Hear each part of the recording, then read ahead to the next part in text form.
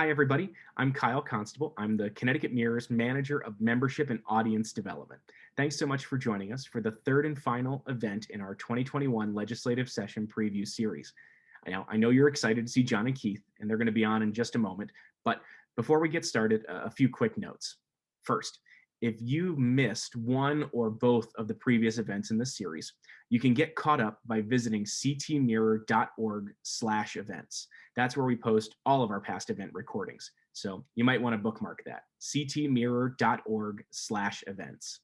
Second, if you're a CT Mirror member who's with us tonight, let me say thank you for joining in the work of the Connecticut Mirror.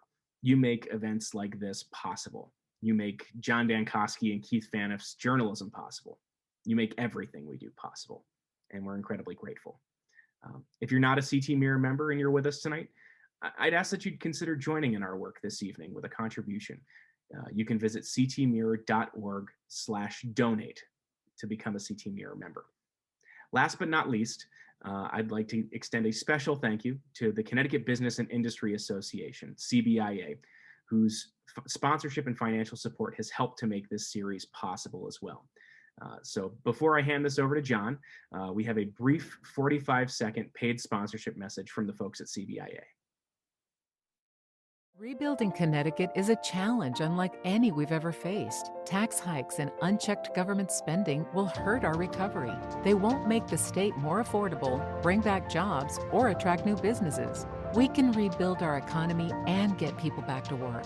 But that means taking a different approach, working together to unlock opportunities and the state's tremendous potential. Find out which leaders stand with you and your local small businesses at RebuildCT.com.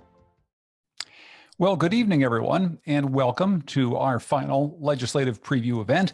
I'm really excited to be here with my friend Keith Phaneuf. We've been talking about the state budget, I don't know, Keith, for years and years and years, and we always have some sort of interesting story to tell. I know that you've got a lot of questions for us, and as we start, I do want to remind you, maybe you've done this before with us, but if you haven't, at the bottom of your Zoom screen, there's a little Q&A function, and you just click that and you can add your questions. What we're going to try to do throughout the course of this hour is get to as many of your questions as we can. At the very end, some of the questions that you don't get to or that we don't get to, we'll try to add into a lightning round. And of course, you can always continue our conversation on Twitter. Keith is at CT Mirror Keith, and he loves to interact with people on Twitter with their budget questions. So before we get to any of your questions, I just want to welcome Keith Phaneuf. Thanks so much for doing this, Keith. It's always a pleasure, John. I was thinking during the intro, we go back longer than I can count. I mean, it's been a long time now that we've been discussing state finances. It really has. I think we go back as long as you were working at another newspaper, and I tried to get a space in the Capitol press room next to you. I was going to say it's been a long trek. It has. And we've learned a lot. We have, and here's what's interesting, Keith, is we've learned a lot, but as we've talked over and over again, we've almost had, in some ways, the same conversation. Connecticut's budget's in the dumper. There's some sort of problem with the budget. Right now, there's actually some rosy news. And I know that in about a few minutes, you're going to throw some cold water on this. You're going to say, here's why this isn't such great news. But for the first couple of minutes, why don't we just talk about how things are actually, in some ways, doing a lot better in terms of the Connecticut state budget than they have been in a long time? That's true. I mean, we've been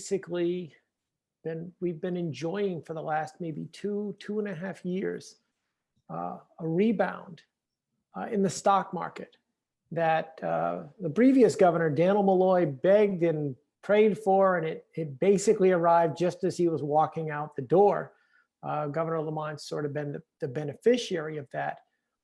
But the portion of our state income tax that's tied to capital gains and dividends has been booming. And as a result of largely of that, we have amassed over the last 2.5 years a rainy day fund of a little more than $3 billion, which is, by the way, the largest amount allowable by state law. It's equal to about 15% of the general fund. That's the cap. The other potential good news is the new president, President Biden, has proposed a very huge stimulus package, but Specifically, I'm going to focus on there's a $350 billion component of flexible money for states and municipal governments. And the old rule of thumb in Connecticut, because of our wealth, we generally get a smaller share than other states. We get about 1%. So if you're doing the quick back of the envelope math, if, and I want to stress if that passes, that's another $3.5 billion, $6.5 billion of one-time money. That's the good news. Okay, so that's the good news. And before we get off the good news just now, obviously the stock market's been performing well. A couple of weird days for the stock market. We won't get into that over the course of the last week, but we don't know that Biden stimulus money is coming through, that big chunk that he's hoping to get to the states will actually be there. If that doesn't happen, you're saying this is still a better position than Governor Lamont could have ever really thought he'd find himself in right now. Absolutely. I mean, we are looking at, we do our state budgeting in 2-year cycles. And we're saying if we don't make any adjustments, state finances are on pace to run about $2.6 billion in the red over the next 2 years combined, about $1.3 billion a year. Sorry for all the numbers. It's about 8%. And you might say, well, wait a minute, where was all that money you're talking about? The reason our regular budget, before we get into this one-time money, is still faced with problems is because, and stuff John and I have been talking about for more than a decade, Connecticut has a huge legacy of debt. Almost 30% of our budget goes to pay off that debt. We're talking pension debt, bonded debt, and the like. But let's stay for a minute on the good news. And that does feel a little weird for me to say that. You have, even just what we already know Connecticut has in the bank, $3 billion in the rainy day fund. Remember I said, if you don't make any changes to the budget, you've got about $2.6 billion of potential holes. In other words, we have enough to keep the current state budget afloat for 2 years if we want to buy some time for the overall economy, not just Wall Street, to improve. And I'm glad you mentioned, John, the stock market's had, a couple shaky or odd days. It does not change the fact that the Dow Jones Industrial Average is still, more than 10% higher than it was before the pandemic. In other words, the pandemic hit, stocks plunged. By the summer, we'd regained all that value, and then we've built upon it. So, it's all Governor Lamont is correct when he says, don't be a day trader. You can't just look at 1 or 2 days of numbers. Right now, the stock market is the one thing Connecticut's economy has going for it. Okay, so before we get to some of the bad news, I suppose, let's talk a little bit more about what this good news means for Governor Lamont. So we're in the middle of a pandemic, but yet somehow he finds himself in a position where the state is flush with cash. We've got this rainy day fund. We've maybe got more money coming from the federal government. What does this mean for the governor and his ability to do some of the things that he wants to do, some of the things that he might need to do if he wants to run for re-election and get reelected? Talk about what you think this means specifically for this governor. Yeah, that to me is the big issue for this entire budget. Short-term good news meets a time-sensitive problem. And that has been the issue basically since the summer, since it was clear by July that the stock market had rebounded and Connecticut's short-term budget problems weren't going to be that severe. But again, when we eventually get to the really, the pension debt, the fact that we have $90 billion in long-term debt, $3 billion in the bank is a drop in the bucket against what we owe and will pay over the next 30 years. The question then becomes, should we be socking every penny away so that there's another smooth state election cycle, or do we need to put more money into nursing homes, small businesses that are about to close, nonprofit social services, cities and towns that are out hundreds of millions of dollars in revenue? And if we say, well, let's get to the next election first, the problem is businesses are closing, people are getting sick, and some people are dying. I think a lot of people in Governor Lamont's camp, though, would say that that's a awfully cynical way to look at things. I mean, it's not just about the election, of course. I mean, he has said time and time again, he doesn't really want to touch this rainy day fund that the state has built up because he's seen rainy days in the past. He wants to make sure that we're actually shored up before we start spending once again. But the argument used to seem to be making, Keith, and I know an awful lot of advocates who say that the state has been too stingy are making, is that this really was a time sensitive problem. And the fact that the state didn't want to expend more money during this time actually is costing people big time. Well, no matter how well you take care of your car, if you don't ever drive it out of the garage, it doesn't really serve a purpose. I know there's an old saying that says order without flexibility is no better than chaos. You have a rainy day fund for a reason. And the argument has been, if the pandemic is not a rainy day, if that is not a time sensitive problem, what is? The argument that has been given by the Lamont administration since the spring is we could be looking at a huge fiscal mess. And if you'll indulge me, just one more example, going back to the numbers. Sure. Back in late April and early May, Governor Lamont, and I would argue through no fault of his administration, thought the problem we're staring at now, this $2.6 billion, was going to be probably double that size. And he also thought by now the rainy day fund would be zero.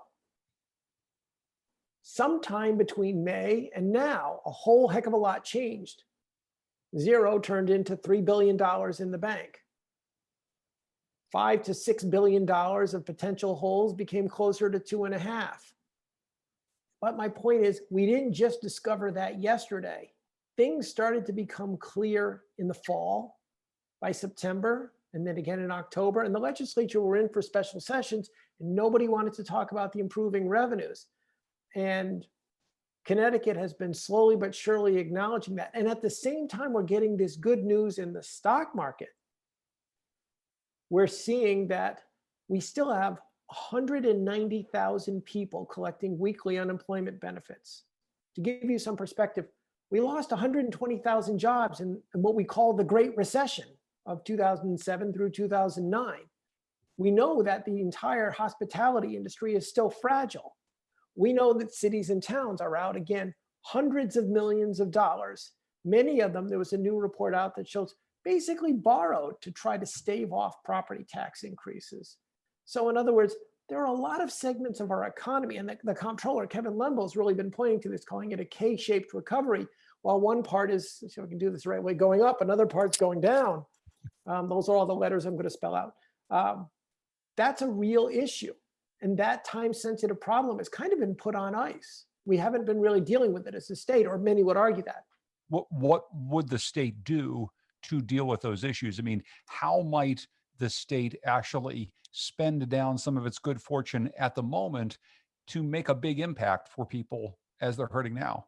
There are as many ideas out there, hopefully, as we have people listening today, but just to give you some of the ones that people have been really pushing for. You're going to see a proposal tomorrow from the leaders of the Appropriations Committee to seriously beef up funding for the private nonprofit, the community-based agencies that provide the overwhelming bulk of the social services in this state. We already have a proposal from the top Democrat in the state Senate, Martin Looney, to increase two municipal grant programs that reimburse communities for property they can't tax, state land, colleges, and hospitals. This is really a problem in the cities. This is what pushed Hartford to the brink of bankruptcy. The legislature is in a position to do that now. I think there were people who wanted to do things like that months ago. And just very quickly, the nursing home industry asked over the summer for an extra $300 million a year. It's not easy to take that out of state money, but it's also, there is a way legally where we could have done it. I mean, the hospital industry still has not recouped close to what it's lost. We have more problems than we have dollars, but we still have a lot of dollars that we could have put towards some of those dollars toward those problems. So we'll come back to some of that in just a moment. I want to just dig in a little bit more to our continuing tale, our decade-long tale of bad news. You talk about the long-term obligations, and you skimmed the surface a little bit about it. some people who follow the state budget very, very closely know some of these numbers and know the deal. But this is something that the reason we talk about all the time is because it's really important to understand just how underwater the state has been for such a long time.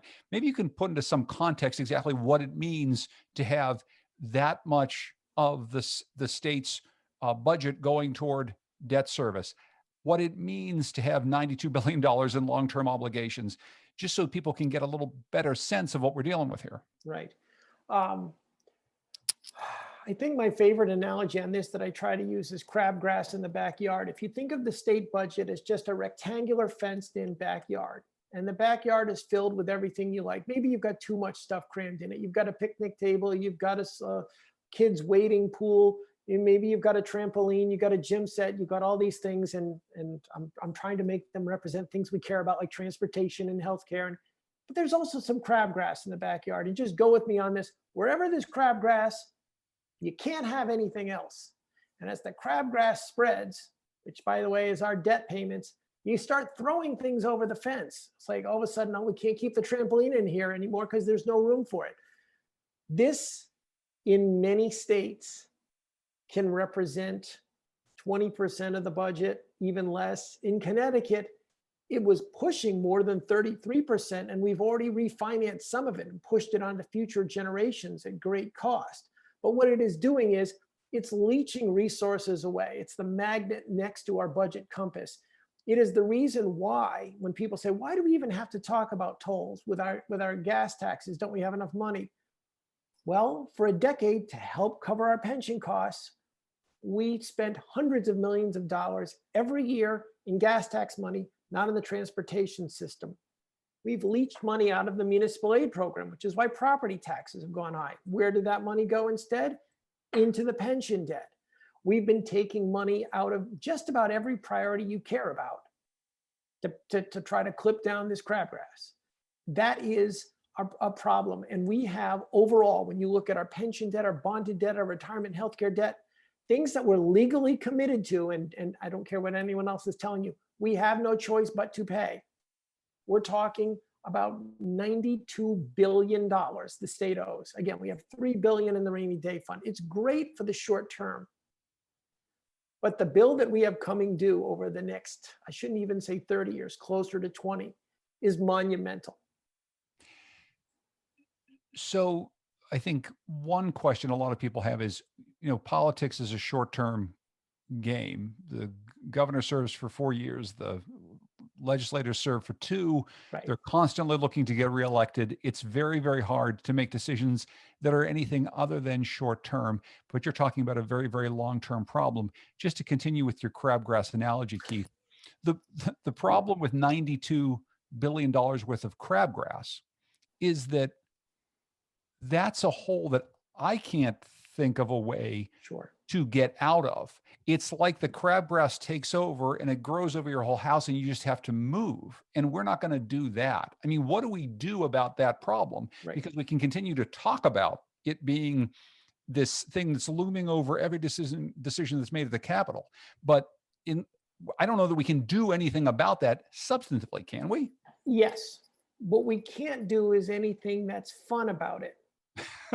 What we have to do is reset our expectations, because now I'm going to try to give you a little something to offset it. And I'm not saying this is the only solution. I'm saying the math is saying over the next 20 to 30 years, there is no way, unless you think a federal judge is going to tell one of the wealthiest states in the nation, you don't have to pay your bill. And by the way, for the people who say, no, the rich are moving, we can't pay it. We can pay it. It's not the death of Connecticut. It may be the death of Connecticut as you know it, but it's not the death of Connecticut. We could pay that bill and we're not even going to end up being your poorest state. We're not going to be Arkansas.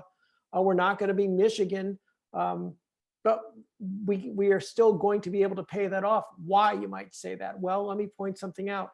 They say since the last recession, the top 1% in the United States makes 24 times what the bottom 99% average. And there are a lot of very wealthy people in the bottom 99%.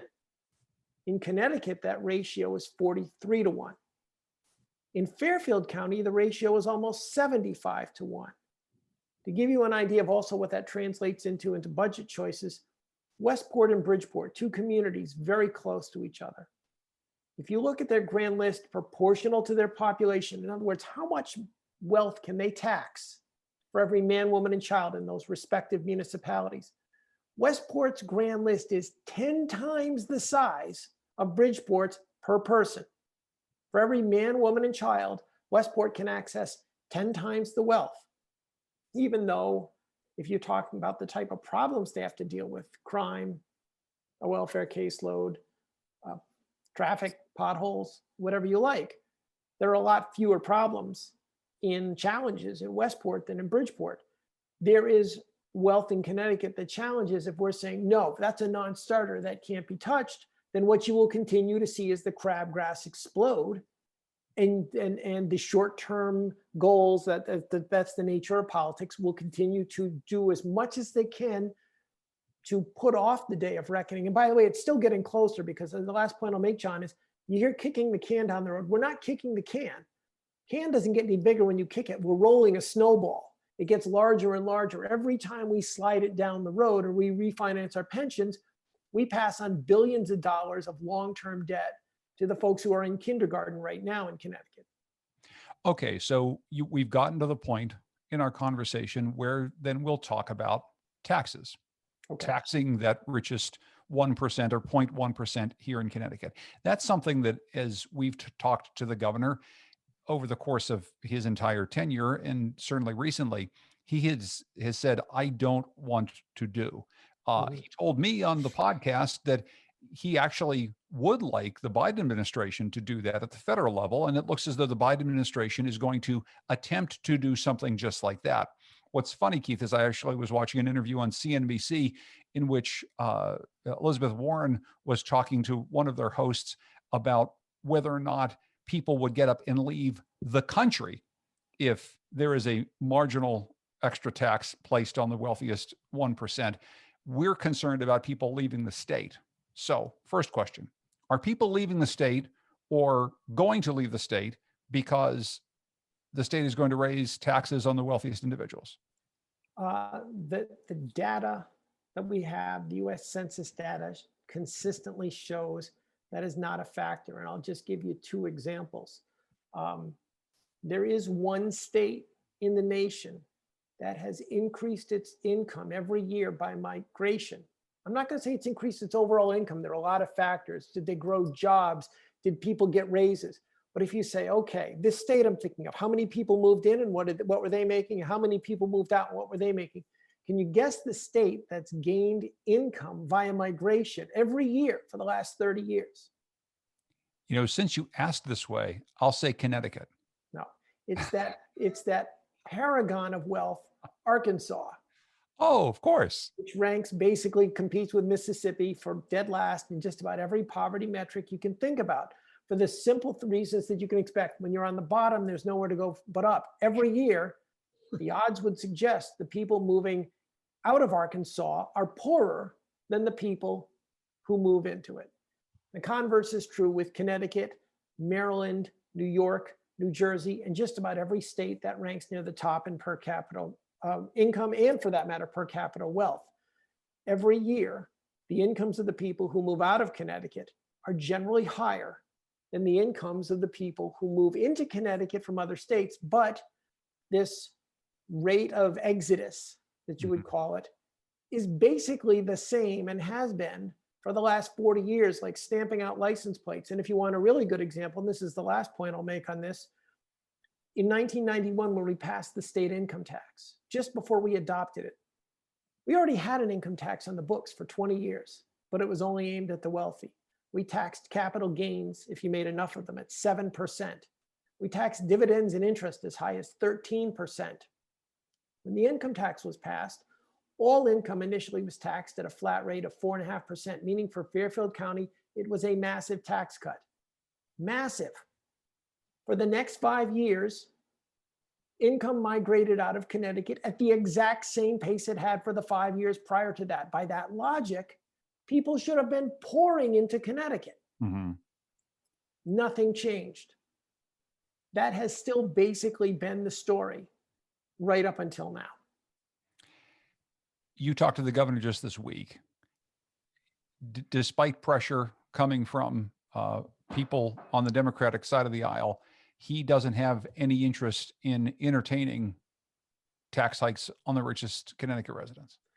No, and I do think we should clarify, a lot of these proposals for tax hikes on the rich are, from his own party, are basically founded in a principle of revenue neutrality, meaning, okay, yes, because we have some projected deficits, people are saying, I want to raise taxes on the rich to pay for a tax cut on the middle class, to pay for more tax relief on the poor, or to pay for more property tax relief for municipalities.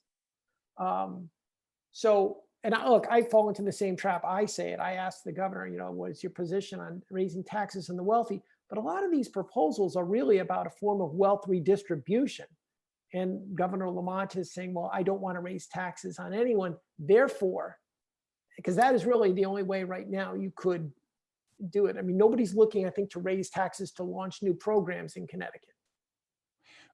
But also nobody's spending looking, programs. But nobody's looking to raise taxes either to solve the long-term problem that you're talking about either. That debate is not happening this year. That's correct. So no, it's just short-term. What can we do to help people who are struggling in COVID to put more dollars into certain homes? That's been the debate for this year. So when you wrote this week about Senate President Martin Looney coming out with a plan to tax homes of richer people in the state, maybe you can explain a little bit about what is in his plan and where those dollars would go. Again, as you say, this is not money that's going to serve or solve our long-term problems. Right. What Senator Looney proposed, he was trying to have a progressive element and stay away from the income tax because it's such a political lightning rod. And he does have another proposal which does involve income, but the one you're talking about, John, is he would create a new statewide mill rate of 1%. However, the first $300,000 of assessed value on your house would be exempt. Now, keep in mind, the assessed value of your house is equal to 70% of its market value. So if you're saying, well, what house is going to get hit? Your house would have to be, you'd have to be able to sell it for more than $430,000 before you owe anything. And the thinking is being that if Governor Lamont says, well, if we raise taxes on the rich, they'll flee the state. Senator Looney saying, well, unless they're going to find some way to deconstruct their house and haul it away with them, they're going to have to sell their house to someone else who's going to come into Connecticut. So if we tax the house, we keep the wealth in Connecticut. And the goal would be to turn around, take that money and funnel it back into communities with the high poverty levels. Does that have a chance of passing? I think Governor Lamont, I don't think, first of all, the Republican minority in the House or the Senate would support it. I don't think Governor Lamont, I mean, he's pretty much drawn a line in the sand. I think his own party is trying to force a debate because Governor Lamont has certainly been very cautious. He has not said anything about running for re-election. He has not made any announcements.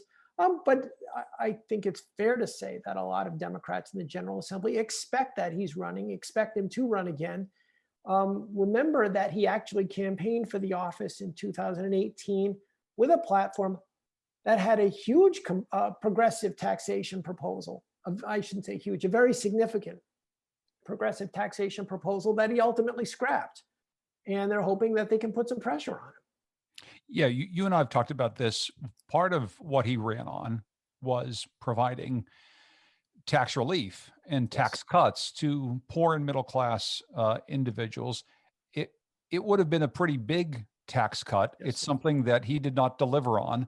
And this is another thing that you've suggested perhaps he could have done, given the money that the state has come into because of money coming in from Wall Street. Right. Well, when he was running in 2018, in fairness, he was running into a campaign message that was, again, not trying to take sides, just looking at the math, was empirically dubious at best. And the Republican candidate, Bob Stefanowski, had proposed phasing out the state income tax. I'm not talking about what's fair, what's right. I'm saying what does 2 + 2 add up to? The income tax raises half the money for the state budget. If you took the income tax away, the sales tax, which is our next biggest revenue engine, would basically cover the payments on the pension and the bonded debt. You get to run, you haven't even given cities and towns any money, and you got to run the rest of government, and you have to run a Medicaid program, and you have nothing else left. In other words, it just couldn't be done. And the Lamont campaign was understandably frustrated, I think, with the news media, that people were not pointing out that this person was promising something, that the math didn't come close to adding up. So they said, well, we're going to come out with a realistic tax relief plan. And it was an income tax cut for the poor and the middle class by expanding a particular credit within the state income tax, the property tax credit. Trying to analyze that, I still asked the Lamont campaign, how are you going to pay for this? Because there were some challenges that whoever was going to be governor in 2019 and 2020 faced, even without knowing the pandemic was going to happen. The point that I'm getting at is the Lamont administration said, we're convinced we're going to pay for it. We have a way to pay for it, and they showed how they were going to do it. In his first year and a half in office, the fiscal conditions did not get any worse. In fact, they got marginally better than the projections held when he made his promise. He instead found that it was harder to balance the budget than he thought. In fact, there was a proposal to tax the rich that the legislature had put forward to tax the capital gains earnings of households that made more than $500,000 a year. The Lamont administration insisted on killing that. Well, then there was no way to balance the legislature's budget unless his tax relief also went on hold. So everything went into limbo. Since then, Governor Lamont has just said, I don't believe we should be doing tax redistribution at the state level. He sincerely believes it will produce wealth exodus out of the state. He says if it should be done, it should be done at the federal level. The challenge for that is, as we talked about, Connecticut generally gets the smallest share of federal money because of our great wealth. So some progressives in the legislature have essentially proposed tax relief that is on par with what Lamont had promised. And I'm wondering what traction you think that that's going to get, Keith, without the governor's support. I think it's going to get a robust debate. I really do. I'm not sure beyond that because, you've already mentioned Senator Looney's proposal on the statewide property tax. He also brought back that capital gains tax I talked about. Representative Sean Scanlon from Guilford has proposed a new income tax credit based on the federal child tax credit. This would give probably about close to about $450 million a year by the time it's fully implemented to poor and middle class families. Sean did not say, oh, I'm committed only to taxing the rich, but he said, I'm not going to cut programs that people rely upon, and I'm not going to raise taxes in the poor and middle class to pay for their own tax relief. So it doesn't leave a lot of other options for where to go.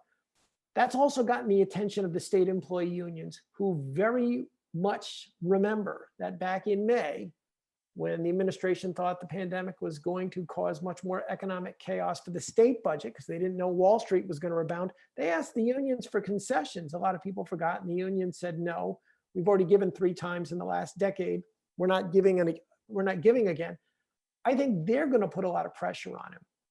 I still think ultimately he's going to draw the line, but if I can just ramble on for one more minute. Sure. I think that's what's going to make, I think this year is going to set up one of the most contentious budget debates next year that we've seen in a long time. I think Governor Lamont will try to dig in and say, no, I don't want to do any tax redistribution. And no, we can't use this rainy day fund for any new programs, because he'll correctly point out it's one-time money. But it's been a long time, John. I trying to think back in my career, the last time somebody ran for governor and did not propose some form of tax relief, rebate, some other form of tax cut in their reelection year. If Governor Lamont comes out next February and tries to pay for an election year tax cut using one-time money, after telling his own party, you can't have new programs using one-time money, I think it's going to get ugly. A lot of questions are coming in, and I'm going to start to get to those in just a second. Sure. Keith, maybe though we can just quickly talk about the status of some of the programs, the services that the state provides in this year of COVID. If it was a relatively good year for the stock market. It was a incredibly poor year for an awful lot of people's employment. As you said, many people still out of work, many people still collecting unemployment, hundreds and hundreds of businesses closed. But then there's any number of other social services that have been stretched to the limits, including hospitals. Paint a picture, if you would, perhaps, of just how dire it is for some of the services that the state usually provides at this point, given the pandemic. Okay, well, you started with social services, so let's go there. The overwhelming bulk of the state social services are provided by small community-based nonprofit agencies that Connecticut contracts with. These are not, their staff are not state employees. These are agencies that long before the pandemic were facing annual turnaround rates, attrition rates of 25, 26%. Turnover rate was the word I was groping for. They're hemorrhaging millions or tens of millions of dollars. A lot of them people who work with the disabled, who work with people struggling with drug addiction. There will be day programs. Now, we tried to keep like the methadone clinics and the like going, but a lot of the day programs, especially for people with intellectual and developmental disabilities, those had to stall or be pulled back during the worst of the pandemic. That cost these nonprofits far more than they saved by not. Most of them have had layoffs, have had to reduce their staffs, and they're expecting, by the way, to get a ton more business. But I don't mean in the good sense. I mean like they're going to be asked to do more with the same amount of money because we're anticipating a huge surge in state retirees. I should have also mentioned these nonprofits are basically getting paid only about 2% more than they were making a decade ago. So after you factor for inflation, they're way behind the 8 ball. That's one example. How about small businesses? We had a Republican proposal for a small business bridge loan early in the pandemic. Governor Lamont did seize upon that. He offered $25 million. They doubled it almost as soon as they opened it when they realized they badly underestimated the need. They closed the entire program within 48 hours of opening it, and it maxed out. They had over $200 million in requests for $50 million in funding within 48 hours, so they just shut it down. That was the last state-funded program. So, I mean, and you still have a restaurant industry that's begging for, now they've gotten federal money, and the Lamont administration will say, we've passed all that along. But there are many who are going to say that's not enough. The nursing home industry warned that they needed another $300 million this fiscal year to stay afloat, to stay, to balance their books, to not lose money. I believe the hospital industry, I think their losses, even after you back out what the state has given them, easily exceed 500 million, or we're approaching $1 billion. Those are just some of the places where people are hurting. And our colleague, Jacqueline Ray Thomas, and I have talked about the fact that although the state has put forward tens of millions of dollars in rental assistance to help people who couldn't pay their rent, it's about a tenth of what people actually needed to pay their rent. And of course, the landlords are stuck too, because they don't have people unable to pay rent and they're still paying their mortgages. Now, you're right. I left out rental assistance. And for that matter, I should have also mentioned higher education's getting clobbered. There's a huge question mark hanging particularly over the state university system and the community college system. What if the COVID pandemic results in a permanent shift in students' attitudes? And you might say, come on, they're young, they're all going to go back to campus. What if only 3 or 5% of the students who were living on campus decide, I like saving the money by going remote. The more I think about it, I'm going to finish my education at home, taking classes online. This is a system that since the mid-90s, to deal with that pension problem, the state has been giving them less and less money. We've been borrowing more and building new dorms and saying, here's how you run your colleges. Go out and get more students to live on campus. As it was, that system is not balancing the books, which is why tuition keeps going up and up and up. What if the number of kids on campus goes down even marginally? Mhm. Now, all of a sudden, a system that's in big trouble is going to also be eroding cash, hemorrhaging cash. All right, I've got a lot of questions to get through, and we'll try to get through as many of these quickly as possible. Let's see. Bill asks, "What's the state going to do about the crumbling infrastructure?" He talks about the Gold Star Bridge, et cetera. Any solutions being proposed? Do they have any chance of passing? So this was the big conversation last year. Governor Lamont didn't want to have a conversation that was all the time about tolls, but as we said earlier, the transportation system is crumbling. Bill has a question about that. What's happening with that right now, Keith? Very little, unfortunately, but thanks for the question, Bill. Tolls, I mean, nothing is ever certain, but tolls are very, very unlikely to be brought up this year. You may see some proposals for gasoline taxes, but because we have this one-time money, what you could also see is the administration could move some money from the general fund to the special transportation fund. The other thing, unfortunately, that we're doing is we are effectively slowing down the money that we're putting into the capital program. Most of the money to build roads and bridges, fix rail lines, we borrow that. And in turn, we also get matching grants from the federal government. Well, if we go to Wall Street every 10 months, 7 months to borrow money, and then we start stretching out the time in between we borrow the same amount of money, we're slowly starving that program. And there are already signs that we're doing that to save money.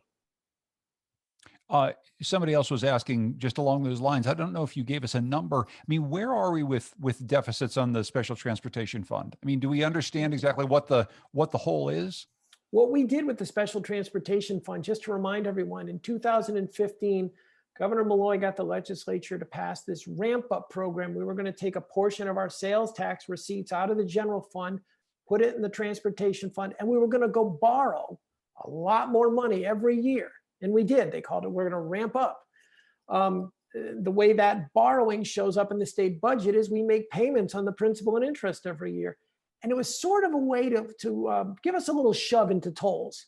In other words, we borrowed more money than we could pay off. But the thinking was, once we've incurred the debt, we'll have no choice but to pass tolls.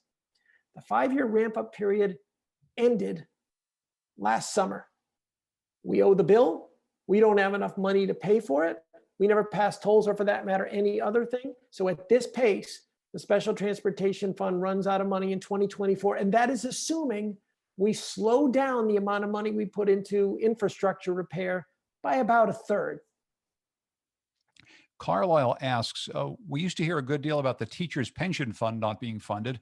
Where is that now? And where does it look like it's going? The teachers' pension fund is still a huge problem. 2 years ago, when Governor Lamont came into office, they said we were going to refinance it. What we did was we took some type of a holiday, I guess I would say. We took a break. We actually decided that we would pay into the pension fund about $200 million less in Governor Lamont's first 2 years than we paid in total than we paid under Governor Malloy. That money will be made up by kindergartners now, plus a heck of a lot of interest. And I think that will not be the last time you see the pension fund refinanced by governors. It's become the new way to roll the snowball down the hill. But it's still there. It's still massively unfunded. Lee has a question. Does Lamont have any plans to attract businesses back to Connecticut?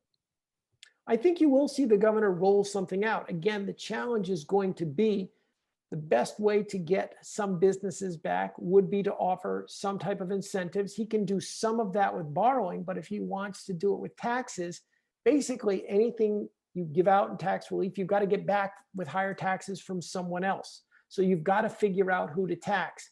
Because he's drawn a line in the sand on that, I think he's going to have a tough time doing any major tax incentives for businesses. They may nibble around the edges, but nothing substantial. Yeah, and I think two things I wanted to talk to you about on that. You know, the last governor spent quite a bit of time and money giving out tax incentives to get businesses to come here.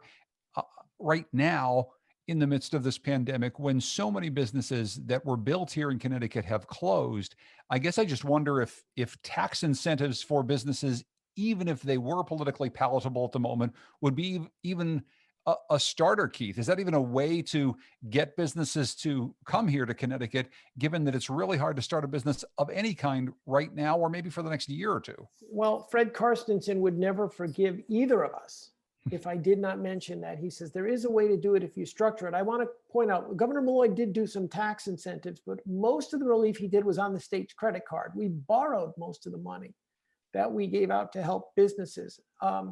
Governor Lamont could do that as well, but he's talked about a debt diet. Fred Karstensen, who's heads the economic think tank at UConn, has been saying the state's big problem for a long time has been its complete lack of data, its inability to take advantage of a lot of these stranded credits. Businesses in Connecticut have a lot of credits on the books that in theory, they're never going to get to tap, because you can only use so much of them at one time. He's saying if we tie these to job growth pledges, that we could actually sort of use them as bait to get these industries to upload. And if we run the numbers and we invest in the right areas, it will pay for itself. But it would involve government thinking outside of the box, and generally government's never that creative. Chris asks, how much could the expected silver tsunami of state employee retirements save annually? Any other cost reduction ideas to close the projected deficits and fund long-term liabilities in lieu of raising taxes on the wealthy or anyone?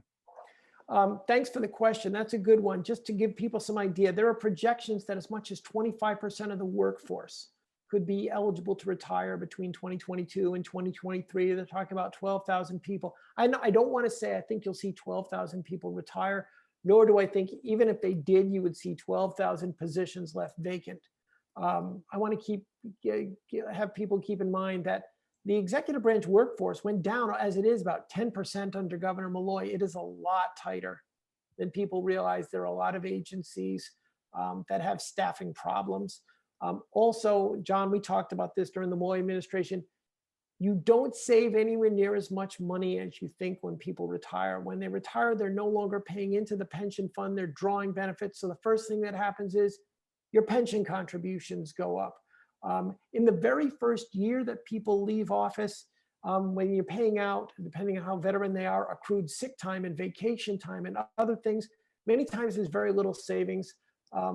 You're talking about, and I still think that the legislature is going to have a tough time not refilling these positions. Many of the unions have language in their contracts that say, you can get rid of our jobs if you're eliminating a program, if you're eliminating a service. But if you're going to privatize it, you can't do it.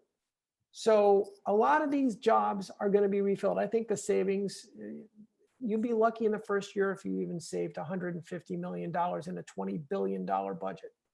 We're talking a fraction of 1%. Quickly, before we have to take a break, Sorry. Are there savings in state government that you can see right now when people say, well, state government just needs to run leaner. We need to figure out a way to save money and deliver the services more efficiently. Do you see ways to do that? There are not a lot of savings in the short term because so much of our money goes into what are called fixed costs. When you're putting 30% of your budget into debt payments, and then when you're putting, say, another 10% of your budget, 15% of your budget into municipal aid, which nobody wants to cut. And then you figure out Medicaid. And by the way, we haven't even talked about payroll yet. All that's really left are social service programs, and that's not that big of a portion of the budget. Good luck cutting that during the pandemic. I'm talking with Keith Phaneuf. He's our budget guru, the Obi-Wan Kenobi of the state budget, and he's going to be back to answer a lot more of your questions in the last portion of our program. But we're just going to take a quick break here and hear another message from our sponsors, CBIA. Rebuilding Connecticut following the COVID pandemic is a challenge unlike any we've ever faced before. State tax hikes and unchecked government spending have proven to impede our recovery. They don't make our state more affordable. They chase away our businesses, good-paying jobs, and our people. The good news is we can rebuild our economy and get our people back to work. But it's going to take a different approach and different thinking. Our businesses were essential when our communities needed them most. And now it's our turn. Every business, worker, friend, neighbor is essential to to recovering our economy better, stronger, and more prosperous than before. Ask your local leaders to stand with you and your local businesses. Sign the Rebuild Connecticut pledge at RebuildCT.com.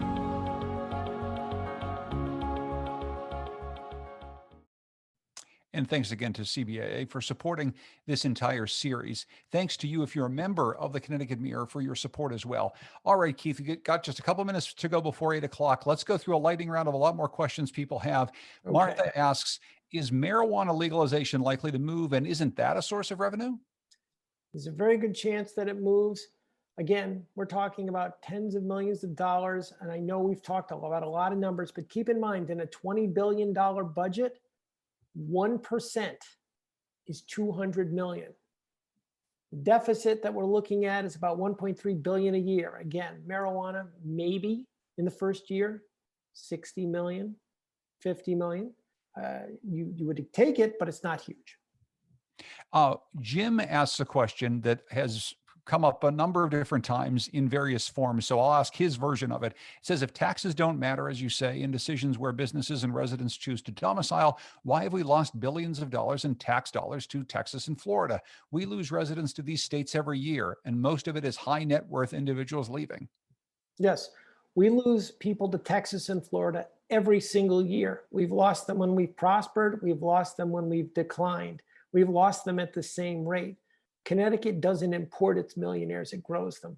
And taxes always matter. I'm not saying they're a good thing to have. I'm saying the math says, welcome to the land of you're not going to have a choice because of your legal obligations, the only way to pay them.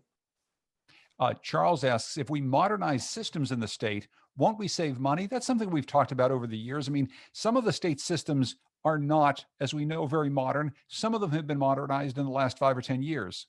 Sure, and we absolutely will. And I'm not saying that's a bad thing to do. It's literally just what's going to change the scope of the problem. That's like saying, you've got to get rid of a tree stump in the backyard, and I hand you a penknife and say, go out and get at it. And you scrape at the tree stump for 2 hours. You haven't made the problem worse. You have made it marginally better. It's worth doing, maybe, but it'll improve services much more than it will save money. Is there consideration, Eleanor asks, of having people continue to work at home in an effort to save money and consolidate work in state buildings? Now, this is interesting, Keith. When you talked about, say, UConn, if kids don't ever want to go back to school in the same way they did, well, that's going to be a problem for UConn. But if the state said, maybe we can change the way we work post-COVID, I don't know, is that a way to save some money, sell off some state buildings? I don't know. I do think you're going to see that simply because people don't want their staff getting sick in large numbers at one time. And I think people have also been pleasantly surprised at how much productivity has either maintained or grown during the pandemic. Again, small numbers. There are only a few tools that can deal with the scope of the problem we have. It's not that these are bad ideas, but it's like you've got 4 feet of water in your basement and somebody says, I have a really good Dixie cup and I want to help you deal with the problem. It's good that you want to help, but you're not bringing the right tool to this problem. So John asks something that a few people have asked some version of. So Keith, what would be your top 3 fiscal and budget priorities for the state? And in your view, what are the best solutions for each of these? I mean, obviously you're not running for governor or anything. Right. I mean, what would you do to help solve some of these problems? I always say, John, I am running for governor. It's at notachanceinhell.com.gov and .org. No, I mean, obviously as a journalist, I can't tell you necessarily what the state should do. I will tell you what the math would suggest, though. Our pension debt, whenever we don't restructure it and kick it down the road and grow it, unfortunately has been growing many years faster than our economy grows. So what do you do when your problems are growing faster than your economy? Ultimately, the only way you can do it is you're forced to choose between all bad choices. All these things will weaken your economy. Putting off the debt until it gets so big that Wall Street won't even let you borrow money cheaply is not the solution either. At some point, you have to look at the big revenue engines and say, we have to start paying down this debt. And I will point out, we have more than 3.25 times the per capita pension debt of the average state. Most other states don't have the problem anywhere close that the Connecticut has. New Jersey commissioned a study last year, basically, what can we learn not to behave like Connecticut? And that's New Jersey, I'll point out.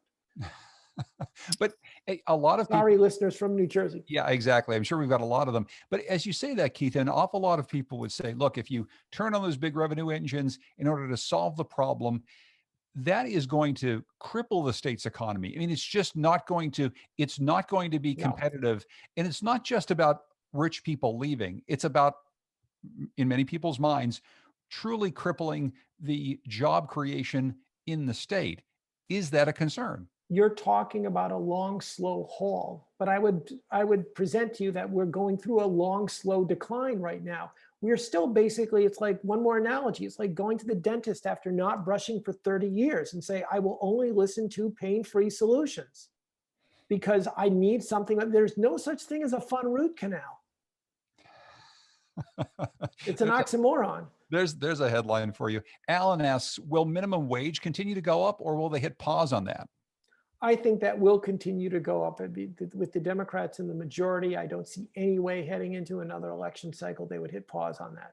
Nathaniel wonders, can't we restructure our pension obligations like Rhode Island did? No, and I'm glad, that's a great question. There was a great New York Times article, but I think most people read the headline. This was several years ago, and about what Governor Raimondo did, and they didn't read the article. Rhode Island promised almost all of their benefits only statutorily. So they had a lot more leverage in court. Connecticut promises its state employees their pension and their retirement health care via contract. Teachers, we've got bond covenants. We've promised our investors that we will make our payments. I have yet to find anyone who can even show me legal research that says that we can get out of these payments. Howard asks, what percentage of annual Connecticut tax revenues come from the Dalio and Cohen families? What percentage of annual revenues come from Fairfield County? I don't know if you know all those numbers off the top of your head, but the larger point is, how much do we rely on Fairfield County and some of the people with names like that to pay an awful lot of our bill? Right. I couldn't speak to the tax obligations of a particular family, but absolutely, in terms of a roughly $10 billion income tax stream, the majority of that money, without a doubt, comes from Fairfield County. Keep in mind too, think of it also this way, instead of just dividing it geographically, about 2/3 of the income tax comes from paycheck withholding and about 1/3 from quarterly filings, which are like, capital gains, dividends. But there are other sources of income that are filed quarterly, but those are the biggest ones. If you're in the lower brackets, you might get less than 10% of your income from investment earnings. When you get to our top income brackets, they're between 75 and 80% of their money comes from these sources, which will show you why a proposal for a capital gains tax is so controversial. Fred asks, is there a way to increase funding level of the pilot program? That's payment in lieu of taxes, folks. The state has come to nowhere near meeting its obligations. It seems a higher level of pilot payments, he writes, would go a long way toward helping communities and taxpayers that are under stress. Yeah, that's a really good question. That is, by the way, where Senator Looney wants to rechannel money. He wants to put it into the pilot program. Hartford officials said that was one of the biggest problems that pushed that city, not into bankruptcy, but into the threat of bankruptcy. It will also come down to whether or not Governor Lamont wants to be flexible with the state spending cap. You might need to legally exceed the cap to put more money into pilot, because the pension money is beginning soon to come under the cap, and it's going to start squeezing space even tighter. A last question for you comes from Willis, and it goes back to the beginning of our conversation. And we've talked about this in some way, Keith, but I'll read what he writes. Thank you, Mr. Phaneuf, and he'll refer to your November 9th article, Connecticut's extreme inequality poses major obstacle to sustainable inclusive growth. This is part of a big inclusive growth series that we did on the Connecticut Mirror. And he'd like to share your concerns from the article, if there's anything in this year's legislative budget to address any of the systemic inequities in Connecticut. Because I think, Keith, a lot of what happens when we talk about the budget is we talk about, well, money coming in, money going out. Are we going to tax the rich to pay for long-term obligations or things that senators and representatives want to do this year? The thing that you were trying to address in that article is just the enormous inequities that we have here in the state, that are as systemic as the problems presented by a $92 billion long-term debt obligation. So maybe you could address that a little bit. Is there anything that's being talked about right now at the Capitol to really get into those big problems? Okay, I feel bad because I'm going to end on a down note, but John, what else have I done? The short answer is so far right now, there's not a lot. And I think the best way I can defend that prediction is to ask you just to recall back to the summer. There was a special legislative session. It was largely in response to the tragic death of George Floyd. The legislative leaders came out, and particularly in the Senate, and they proposed a very aggressive agenda. And they felt with the support from the Black Lives Matter movement, like they were really going to make progress. And ultimately, it was all watered down to, I almost feel bad saying, only a police accountability measure. But here's my point. The fiscal note on that was $1.5 million. Now, if you and I had that, we'd say $1.5 million. That sounds great. I was doing a little furious calculating here while John was talking. $1.5 million is 1/133rd of 1% of the state budget. In other words, we were happy to say these things matter to us, provided they don't cost us money. If you want to make improvements in these areas, you're talking about money. Right now, all the money's going into the pensions, and I don't think anyone's going to let us stop doing that. So if you don't identify more money, you have to put aside those goals. And I'm sorry to give you that blunt of an answer. Well, so maybe we want to end on such a down note. Keith, the governor's budget address has been pushed back from its normal perch a week, I believe, right? It's on the 10th of February coming Correct. up. Do you expect anything unusual, different? Will there be any surprises from Ned Lamont and his administration in this year's budget? I think there will always be some surprises, but we are still largely constrained by our pension debt. It's been a long time since we've gotten something where it was what the average taxpayer would call a good surprise. I don't think you're going to see anything too big in terms. You'll see some more money for higher education. I think that's certain.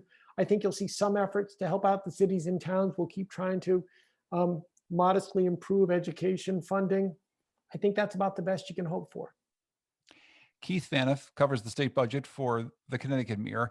He is, although I have the beard for it, he is the Gandalf of the Connecticut state budget.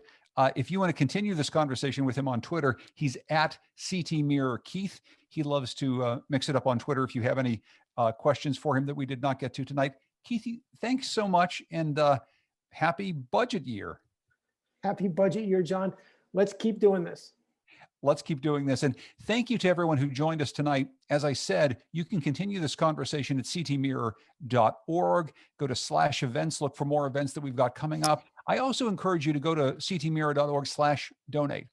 The work that Keith does, Jacqueline Ray Thomas and Kellen Lyons, Dave Altamari, Mark Pasniokis, all the great reporters that we have at the Connecticut Mirror, that work is done because of people like you who give very generously to the Mirror. $5, $10, $20, $50, $100, $1,000. When you give to support nonprofit journalism of this quality, it goes a long way to keeping this state informed. And that's something that I think we all can get behind. So please do support the Connecticut Mirror today. Go to ctmirror.org/donate. I want to thank you for joining us, and thanks for joining us for all of these specials. If you go to our events page, you can look at the other ones as well and get ready for this upcoming legislative session. Thanks so much. Please have a good night.